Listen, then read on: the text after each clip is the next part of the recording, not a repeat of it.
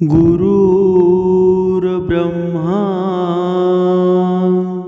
गुरुर्विष्णू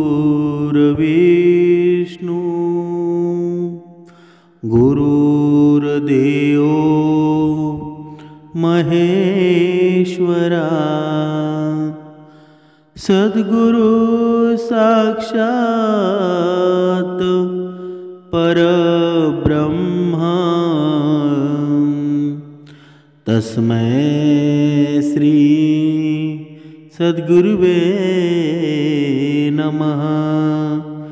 जय जय रघुवीर समर्थ श्रीराम समर्थ। ओम श्री गुरुदत्तात्रेय श्रीपाद श्रीवल्लभाय नमः।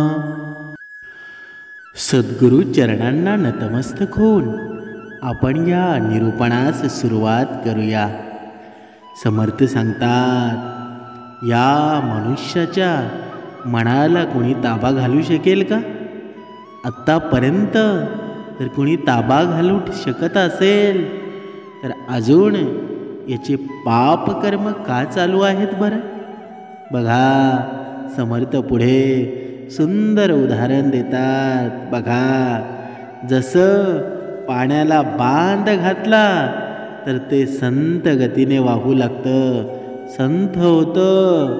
तसंच मनाला जर सद्गुण रूपी विचारांचा जर बांध घातला ना, तर या मानवाचं बघा मनुष्याचा संतच होऊन जाईल। संत आणि संत यामध्ये फरक आहे बरं का? कारण माणसाला संत होण्यासाठी काय लागतं? चांगले विचार, सद्गुणी विचार, सद्गुण आचार ज्याच्या मनामध्ये निर्माण होतात ना, जो प्राणी मात्रांवर वृक्षांवर दया क्षमा करतो ना, तो संत झाल्याशिवाय कधीच राहत नाही। म्हणून आपण संत झालो नाही तरी चालेल, पण एक चांगला माणूस व्हायला लागेल। कारण या जीवनामध्ये होण्यासारखं तर भरपूर काही आहे। रोजच्या या जीवनात रोजच आपलं जीवन असं चालू आहे की वेगवेगळे प्रसंग आपल्या जीवनामध्ये येत असतात। कुणाला दुःख येतं तर कुणाला सुख येतं। ज्याला दुःख येतं तो भगवंतापासून दूर जात आहे, ज्याला सुख येतं तो भगवंताच्या जवळ येत आहे। पण सज्जनांनो, ज्याला दुःख येऊन जो भगवंताची सेवा करतो ना, भगवंताची उपासना करतो, त्याला कधीही कमी पडू देत नाही भगवंत। आणि बघा, मला कधी काही बघा माणसं विचारतात की तुम्ही हे निरूपण प्रत्यक्ष तुम्ही व्हिडिओ बनवून का नाही देत बरं? बघा, माणूस किती माणसाच्या मनामध्ये प्रश्न निर्माण झालेले असतात की त्यांना असं वाटतं की हे इथे माझा चेहरा दिसत नाही आणि इकडे मी निरूपण करत असतो। म्हणजेच काय? म्हणजेच बघा, त्यांना माझं सांगणं आहे की हा परमार्थ दाखवण्यासाठी आहे का? हा परमार्थ पैशासाठी आहे का? याच्यापासून काहीही नको मला। या परमेश्वराकडून बघा, ही वैखरी बोलवणारा कोण आहे? हे परमेश्वरच आहे ना। आपण फक्त नाम मात्र आहोत आणि हीच आहे सेवा, हीच आहे मानव सेवा। आणि हे भगवंताचं कार्य जेव्हा आपण करतो ना, तेव्हा आपल्या मनामध्ये कोणताही संकोच नको आहे की परमेश्वरा मला तुझ्याकडून धन दे, पैसा दे, गाडी बंगला दे। परमेश्वराला एवढंच मी मागणं मागतो की हे परमेश्वरा, मला तुमच्या चरणापाशी ठेवा।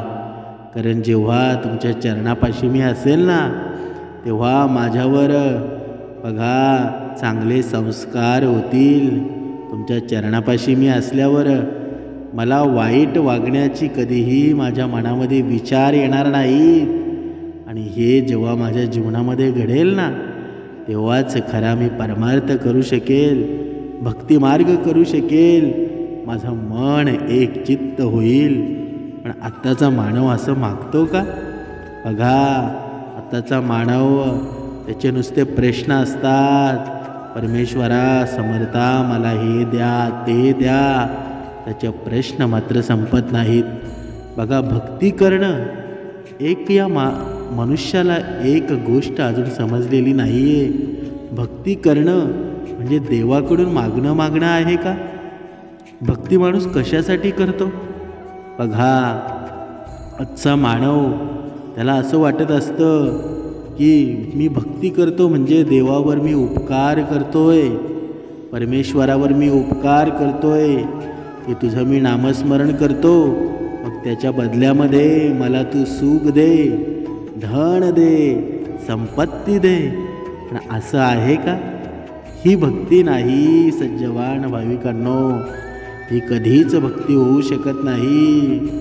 परमेश्वराची लीला अशी आहे ना, त्याला जर द्यायचं असेल ना तर तुम्ही मागण्याने कधीच मिळणार नाही. बघा, ते सामर्थ्य जेवढं आहे ना तुमच्यासाठी, जे योग्य आहे ते योग्य वेळ आल्यानंतर मिळणार आहे. पण या संकटांना तोंड देण्यासाठी बघा, त्या परमेश्वराची एवढी लीला आहे ना. बघा, ज्याप्रमाणे श्रीकृष्णाच्या श्री अर्जुनाच्या सोबत या ब्रह्मांडाचा नायक होता आणि कर्णाच्या सोबत बघा कुणीच नव्हता, क्रूर कर्म करणारी माणसं होती. म्हणून विजय मात्र अर्जुनाचा झाला ना. पण तरीही सुद्धा कर्ण काही कमी होता का? कर्ण कमी नव्हता. पूर्ण ब्रह्मांडामध्ये सर्वश्रेष्ठ धनुर्धर कर्णच होता. पण त्याला सहवास दुर्जनाचा भेटला, सहवास चांगला भेटला नाही. म्हणून आपल्या जीवनामध्ये आपण कुणाशी कसं बोलतो, आपल्या जवळची मित्रमंडळी कशी आहे, आपला नातेवाईक संबंध कसा आहे, याच्यावर खूप हे जीवन निर्भर असतं. म्हणून आपल्याशी जोडली जाणारी माणसं जणू काही आपण अशी जोडावी ना, जणू काही त्यांनी आपल्यातले चांगलेपण घ्यावं, त्यांच्यातलं चांगलेपण आपण घ्यावं. पण असं आपण करतो का? आत्ताचा मानव आहे ना की त्याला स्वतःलाच असं वाटत असतं की या जगामध्ये मीच सर्वात हुशार आहे, माझं कधीच चुकत नाही, मीच बघा. पण समर्थ इथे सांगतात की मनुष्य हा एक चुकीचा पुतळा आहे आणि तो चुकतोच, त्याचा गुणधर्मच आहे. पण किती चुकावं याला सुद्धा एक बांध आहे ना, की माणसाने चुकतच राहावं. पुण्य कर्म त्याच्या हातून घडतील का? तर कधीच घडणार नाही. बघा, माणूस प्रार्थना का करतो? आजच्या या कलियुगातला मानव आहे हा प्रार्थना याचसाठी करतो की त्याला धन मिळावं, सुख मिळावं, संपत्ती मिळावी. पण या मनाच्या सुखासाठी कुणी प्रार्थना करतोय का? आपण भक्ती करतोय ना, आपण ही भक्ती करतोय ती कशासाठी करतोय हेच मेन अगोदर आपल्याला समजलं ना, तर ही भक्ती एवढी सोपी होऊन जाईल ना, या भक्तीमध्ये एवढे रंगून जाल की तुम्हाला खरंच या हे भगवंताचं सामर्थ्य किती आहे, सद्गुरूंचं सामर्थ्य किती आहे हे तुम्हाला समजणार आहे. म्हणजेच काय, बघा, पुण्य असतात, काही माणसांचे पुण्य असतात. ते पुण्य आपल्याला वेळोवेळी आपल्याला आधार देत असतात. बघा, 2 विद्यार्थी असतात आणि हे दोन्ही विद्यार्थी एकाच शाळेत असतात. बघा, एकाच शाळेत असल्याने बघा दोन्ही इंजिनियर होतात. लहानपणापासून तर बघा इंजिनियरपर्यंत दोघांचा प्रवास एकच असतो. दोघेसुद्धा हुशार असतात. पण बघा, एक श्रद्धाळू असतो आणि एक नास्तिक असतो. श्रद्धाळू असतो त्याला काय होतं, अचानक कॉल येतो बघा, आणि तो बाहेर देशामध्ये नोकरीसाठी जातो. बघा, दोघेजण हुशार तेवढेच आहे, ज्ञानसुद्धा तेवढंच आहे, बुद्धिमत्तासुद्धा तेवढीच आहे. पण असं म्हणतात ना की पूर्वजन्मीचे पुण्य बघा फळास लाभले. म्हणजेच काय? म्हणजेच त्याचे पुण्य होतं की त्याला काहीही न करता नोकरी लागून गेली. आणि याने सुद्धा याची पण बघा तेवढंच शिक्षण आहे, पण हा अजून सुद्धा कमवत नाही. हे असतात पुण्य, हे असतं नशीब. असं म्हणतात बघा, नशीब कधी फळाला मिळतं? बघा नशीब आहेत ना, कर्तव्य करणं भाग आहे, मेहनत करायलाच पाहिजे. बघा जो मेहनत करतो ना त्यालाच नशीब साथ देत असतो. या कलियुगामध्ये असे अनेक भक्त आहेत की त्यांना वाटत आहे की मी या भक्ती मार्गामध्ये आता आलो आहे. 1-2 आठवडे मी माळेचा जप केला, भक्तिमार्ग केला, बघा श्रवणाला बसलो, बघा आता मला देव सुख देईल, धन देईल, संपत्ती देईल. पण असं घडेल का? तर कधीच घडणार नाही. कारण हे मानवा, तुला कष्ट तर करावेच लागणार आहेत, तुला सर्व काही मेहनत करावी लागणार आहे. देव तुझ्यासोबत कष्ट करायला येणार नाही. पण मग असा पण मानवाच्या मनामध्ये प्रश्न निर्माण होतो, मग देव कशासाठी आहे, भक्ती कशासाठी आहे? पण हे मानवा, तुझे पैसे कमावणार आहेस, धन कमावणार आहेस, हे धन तुझ्या बघा इच्छा आकांक्षा पूर्ण करण्यासाठी या जीवनामध्ये तुला ते उपयोगी पडणार आहे. पण ही देवाची भक्ती श्रद्धा बघा ही कशासाठी हवी? देव कशासाठी हवा आपल्या जीवनामध्ये? या सद्गुणरूपी या मनाला देवाचा वास कशासाठी हवा? पण हे मानवा, या मनाला शांत ठेवण्यासाठी तुझा धन पैसा उपयोगी पडेल का? बघ मानवा, अशी एक वेळ येते जेव्हा धन संपत्ती पैसा या सर्व गोष्टी कामी येत नाही. तिथे फक्त येतो दुःख आणि दुःख. आणि जेव्हा दुःख येतो ना, दुःख कधीही बघा, दुःखाला सुखाला पैसे देऊन सुख खरेदी करता येतं का?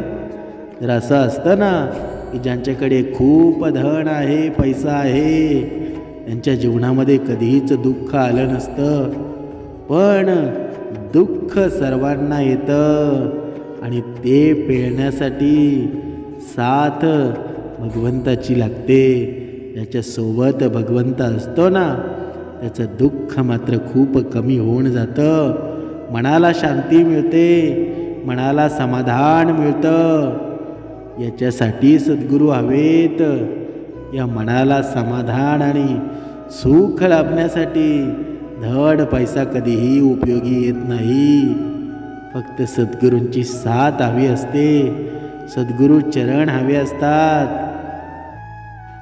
पुढे समर्थ या भक्ताला सांगत आहेत की हे मानवा, तू माझी भक्ती केलीच नाही तरी चालेल, पण दुःखी माणसाला मदत करण्यासाठी लांबवलेला एक हात असतो ना, तो प्रार्थनेसाठी जोडलेल्या 2 हातापेक्षा अधिक चांगला असतो, अधिक उपयुक्त असतो.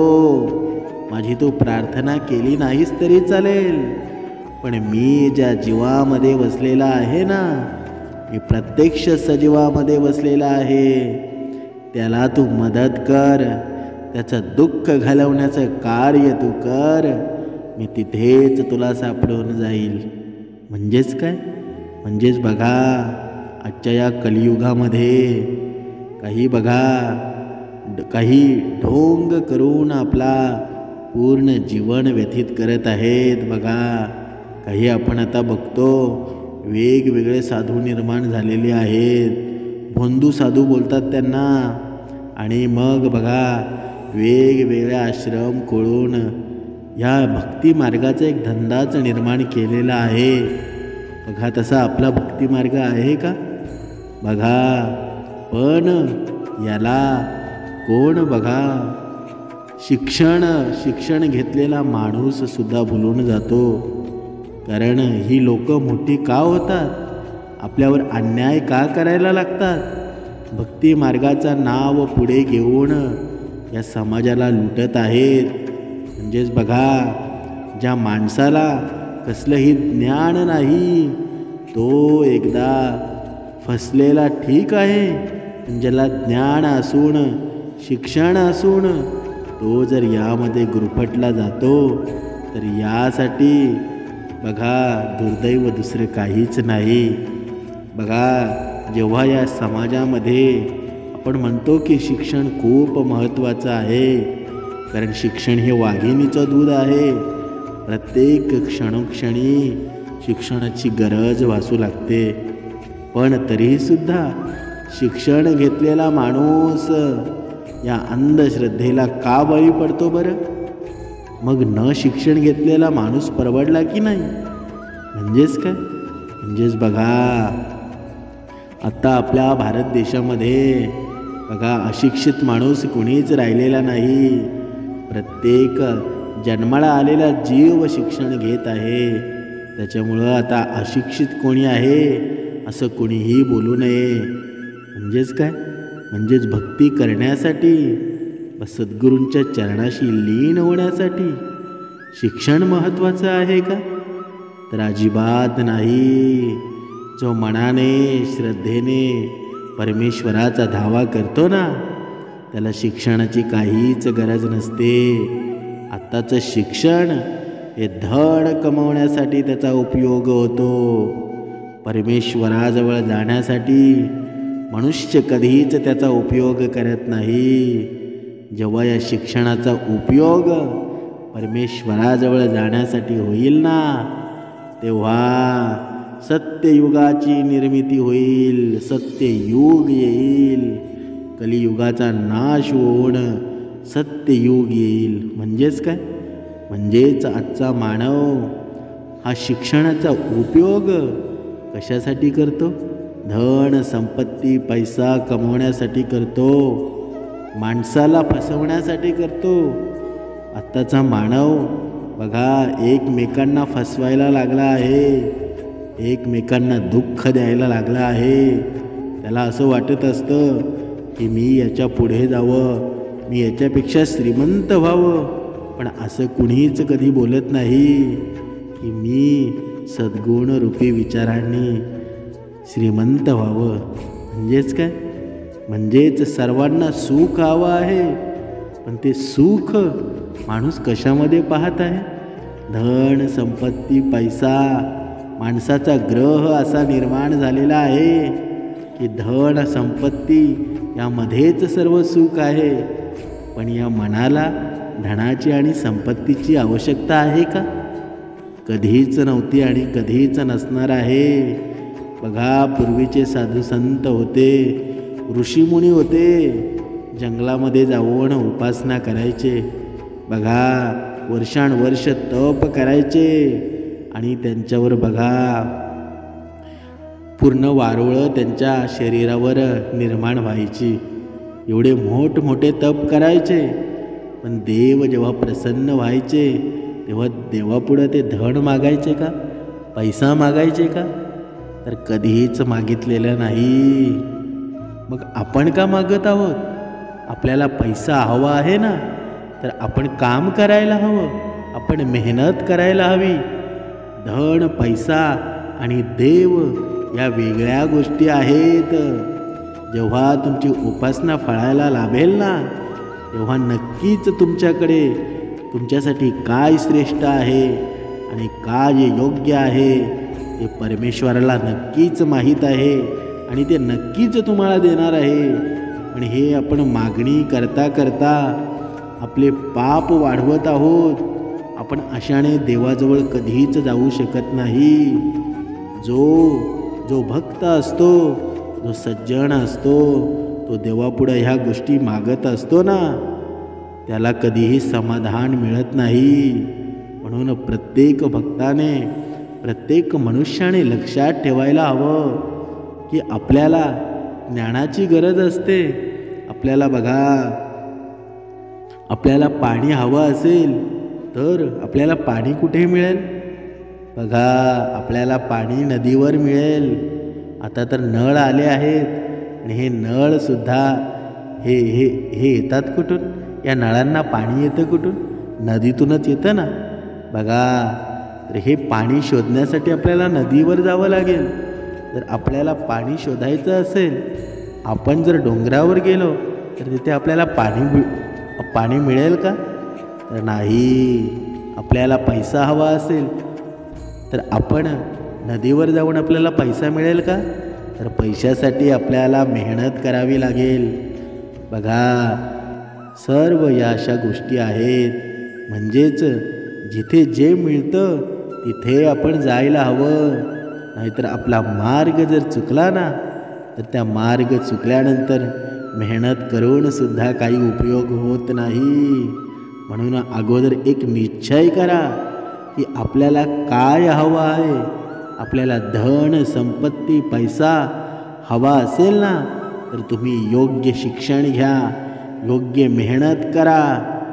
तेव्हा तुम्हाला धन, संपत्ती, तुम्ही जॉबला लागा, तुम्ही नोकरी धंद्यामध्ये लागा, तेव्हा तुम्हाला ते धन कमवण्याचं साधन आहे. योग्य बिझनेस करा, त्याच्यामध्ये तुम्हाला धन मिळेल. इथे तुम्ही या भक्ती मार्गामध्ये आले आहात ना, इथे तुम्हाला धन, संपत्ती या गोष्टी मिळणार किंवा नाही मिळणार हे परमेश्वर पाहील. आणि इथे आपण कशासाठी आलो आहोत हे प्रत्येकाने लक्षात घ्यायला हवं. आपण जर मेहनत केली नाही तर परमेश्वर तुम्हाला धन देणार नाही. पण इथे आपण या भक्ती मार्गामध्ये आलो आहोत ना, या आपल्या मनाच्या समाधानासाठी आलो आहोत. मनाचं समाधान आपल्याला हवं आहे. आणि जेव्हा मनाचं समाधान जेव्हा नसतं ना, तेव्हा धन, पैसा कुणाच्याच उपयोगात येत नाही, काहीच उपयोगात येत नाही.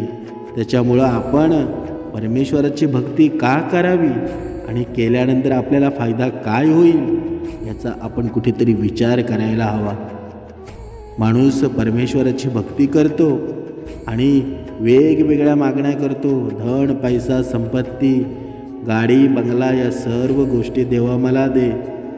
पण देव काय म्हणतो की हे तुला कमवण्यासाठी मार्ग वेगळा आहे, माझ्याकडे ते नाही आहे. माझ्याकडं फक्त तुझ्या मनाला समाधान आणि सुख देण्याचं काम आहे, ते मी तुला देईल.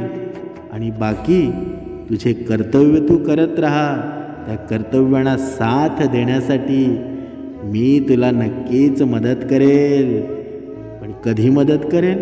की जेव्हा तू दुसऱ्याचं चांगलं बघशील, जेव्हा दुसऱ्याच्या मनावर सुख निर्माण करशील, आईवडिलांची सेवा करशील, तर या गोष्टी घडतील. नाहीतर या गोष्टी घडणार नाहीत. देव म्हणजे, परमेश्वर म्हणजे धन, पैसा नाही मानवा. आता ही वेळ गेलेली नाहीये, समजून घे. जोपर्यंत भक्तिमार्ग काय आहे हे तुला समजत नाही ना, तोपर्यंत तुला प्रचितीसुद्धा येणार नाही. ज्यांना प्रचिती येते ना, त्यांनी समजून जावं की तुम्ही योग्य मार्गावर आहात, योग्य भक्ती मार्गावर आहात. मनामध्ये साठवून ठेवा. तुमचे प्रश्न असतील, तुम्हाला धन, पैसा, संपत्ती या सर्व गोष्टी हव्या असतील ना, तर ते मनामध्ये परमेश्वराला विचारा. पण तुम्ही या वैखरीतून तुमचे शब्द वाया घालवू नका. कारण परमेश्वराची बोलायचं आहे ना, तर ते मनातून बोला. कारण परमेश्वर मनातून बोललेलं नक्कीच ऐकतो. म्हणून आपल्या भक्तीचा अवडंबर करू नका. आपण भक्ती का करतोय हे अगोदर लक्षात ठेवा. समर्थ पुढे सांगतात की मानवाने दुसऱ्याकडून काय घ्यावं आणि काय द्यावं यासुद्धा सुंदर मार्मिक उदाहरण देत आहेत. बघा, मान असतो, दान असतो आणि ज्ञान असतो. या गोष्टी माणसाने सतत दुसऱ्याला देत राहायला पाहिजेत. बघा, एखादा समोरचा वडीलधारा माणूस असतो बघा, आपण त्याला आहो जाओ हाक मारतो, त्याचा आपण रिस्पेक्ट करतो त्याला. आपण बघा, वडीलधारा माणूस असेल, आपल्या घरामध्ये कधी एखादा पाहुणा आला, आपली आंघोळ केल्यानंतर, आपला स्नान केल्यानंतर आपण त्याच्या पाया पडायला जातो. आपण करतो की नाही घरामध्ये? आणि हे संस्कार असतात. आपण रोज तर आपल्या आईवडिलांच्या रोजच पाया पडत असतो, रोज दर्शन घेत असतो. पण जेव्हा वडीलधारा माणूस आपल्या घरामध्ये येतो आणि आपला मुलगा काही न कुणी सांगता त्या वडीलधाऱ्या माणसाच्या पाया पडतो ना, तेव्हा खरा श्रेष्ठ मुलगा आहे हे समजून जावं. प्रत्येक आईबापाने आपल्या मुलाची परीक्षा घ्यायची असेल ना, तर ही आहे खरी परीक्षा. बघा, सांगण्यानं तर दुनिया सुधारते, सांगण्यानं तर कुणालाही. बघा, एखादा पेज असतो, आपण जर लहान मुलाला जरी सांगितलं ना की क का की या सर्व गोष्टी मी सांगतो तसं लिहून दे, तर तो सुद्धा क का की या सर्व बाराखडी लिहायला शिकतो. पण ज्याला न सांगता त्याच्या मनाने जो कार्य करतो ना, तोच श्रेष्ठ आहे, तेच संस्कार आहेत.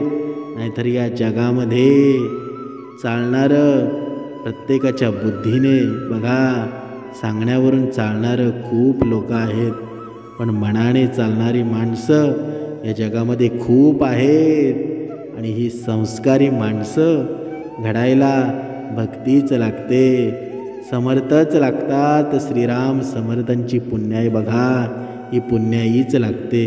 म्हणजेच काय, आपल्या जीवनामध्ये मान द्यायला शिका, समोरच्याची इज्जत करायला शिका.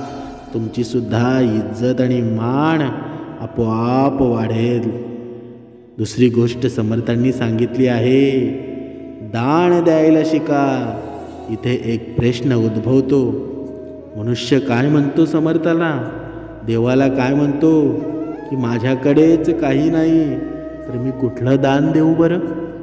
बघा, इथे समर्थ फार सुंदर या मनुष्य देहाला सांगत आहेत की हे मानवा, तुझ्याकडे पैसा धन नसेल ना, नसू दे, काही प्रॉब्लेम नाही. पण जेव्हा अन्न खायला बसतो, जेवायला बसतो, जेवण करता वेळी जेव्हा कोणी वासरू, बघा, एखादा व्यक्ती, एखादा लहान मूल आला असेल, बघा, श्वान आला असेल, एखादा प्राणी आला असेल, तर तुझ्या ताटातलं थोडं त्याला दे, त्याच्यामध्ये तुला पुण्यच होणार आहे. म्हणजेच काय, दान म्हणजे हेच आहे दान. जेव्हा आपल्यातलं थोडं दुसऱ्याला देणं, हेच तर दान आहे ना. आणि पुढची गोष्ट आहे, 3 नंबर गोष्ट आहे, ते म्हणजे ज्ञान. माणसाने ज्ञान द्यायला सुद्धा पाहिजे आणि घ्यायला सुद्धा पाहिजे. बघा, जेव्हा माणूस, बघा, कधी माणूस या भक्ती मार्गामध्ये एवढा गुरफटला जातो ना, की त्याला असं वाटू लागतं की बघा, मी याच देवाची भक्ती करेल, मला दुसरे देव नको आहेत. बघा, कुठे भक्ती मार्ग चालू असेल ना, तर त्याच्यावर वेगवेगळे भाष्य करायला लागतो की हा देव खोटा आहे, हा परमेश्वर खोटा आहे, माझाच परमेश्वर सर्वात श्रेष्ठ आहे. पण ही आपल्या भक्ती मार्गाची अधोगती आहे. असा आपला भक्ती मार्ग नाही. जिथे ज्ञान मिळेल ना, तिथे मला माझे समर्थ दिसतील, तिथे मला माझे श्रीराम समर्थ दिसतील. मग तो अध्यात्म कुठलाही असो, बघा, तो धर्म कुठलाही असो. म्हणजेच काय, म्हणजे जिथे ज्ञान तुला मिळेल ना, तिथे तू कोणताही धर्माची बाजू घेऊ नकोस. तिथे फक्त ज्ञान बघ, तुझ्या मनाला शांती लाभेल ना. तुला जिथून तुला ज्ञान प्राप्त होईल ते फक्त बघ. बाकी दुसऱ्या कोणत्याही गोष्टीचा विचार करू नकोस. कारण मनाला समाधान तुझ्या तेव्हाच मिळेल जेव्हा पूर्ण ब्रह्मांडामध्ये कुठे कीर्तन चालू असेल, कुठे भजन चालू असेल, कुठे सत्संग चालू असेल, जेव्हा तुझ्या मनाला आपलेसं वाटेल ना, तेव्हा ते ज्ञान तू ग्रहण कर. कारण तू जाती धर्मामध्ये गुरफटू नकोस. या जगामध्ये सर्व धर्मामध्ये माझा श्रीराम भरलेला आहे. तू जिथे बघशील ना, फक्त तुझी नजर चांगली ठेव. या नजरेचा फरक आहे. तू काळा चष्मा तर वापरलास ना, तर हे जग तुला काळं दिसेल. पण तोच चष्मा तू सफेद व्हाईट पारदर्शक वापरलास ना, तर तुला सर्व जग मोत्यासारखं दिसेल, स्वच्छ दिसेल. म्हणून तू काळा चष्मा वापरायचा की सफेद चष्मा वापरायचा, हे तू ठरव. तुझ्या जीवनावर अवलंबून आहे. तू जसं वागशील ना, तू जसं कर्म करशील ना, तशी तुला सर्व दुनिया दिसायला लागेल. त्याच्यामुळं आपल्या अंतःकरणामध्ये मीपणा नको. कोणताही धर्माबद्दल कुणाची कधीही मनामध्ये दुःखी विचार नको. कोणत्याही धर्माला तू कमी लेखू नकोस. कारण प्रत्येक धर्मामध्ये राम कृष्ण हरी.